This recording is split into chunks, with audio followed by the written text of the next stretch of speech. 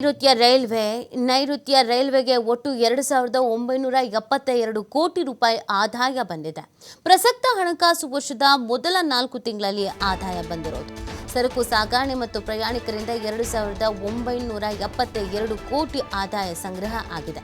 ಏಪ್ರಿಲ್ನಿಂದ ಜುಲೈನವರೆಗೆ 16.27 million ton ಸರಕು ಸಾಗಾಟ ಮಾಡಲಾಗಿದೆ. ಸರಕು ಸಾಗಣೆಯಿಂದ ನೈಋತ್ಯ ರೈಲ್ವೆಗೆ 1,716 ಕೋಟಿ ಆದಾಯ, ಪ್ರಯಾಣಿಕರ ಪ್ರಯಾಣದಿಂದ 1,064 ಕೋಟಿ ಆದಾಯ, ಪಾರ್ಸಲ್ ಇತರೆ ಪ್ರಯಾಣಿಕರಲ್ಲದ ಸೇವೆಗಳಿಂದ 113 ಕೋಟಿ ಗಳಿಕೆಯನ್ನು ಮಾಡಲಾಗಿದೆ. ಉತ್ತಮ ಆದಾಯ ಗಳಿಕೆಯನ್ನು ಮಾಡೋದ್ರಲ್ಲಿ ಯಶಸ್ವಿ ಆಗಲಾಗಿದೆ. ಆದಾಯದಲ್ಲಿ ದಾಖಲೆಯನ್ನು ಬರೆದಿದೆ ನೈಋತ್ಯ ರೈಲ್ವೆಗೆ ಒಟ್ಟು 2,972 ಕೋಟಿ ರೂಪಾಯಿ ಆದಾಯ ಬಂದಿರುವಂಥದ್ದು. ಪ್ರಸಕ್ತ ಹಣಕಾಸು ವರ್ಷದ ಮೊದಲ 4 ತಿಂಗಳಲ್ಲಿ ಈ ಆದಾಯವನ್ನು ಸಂಗ್ರಹಿಸಲಾಗಿದೆ.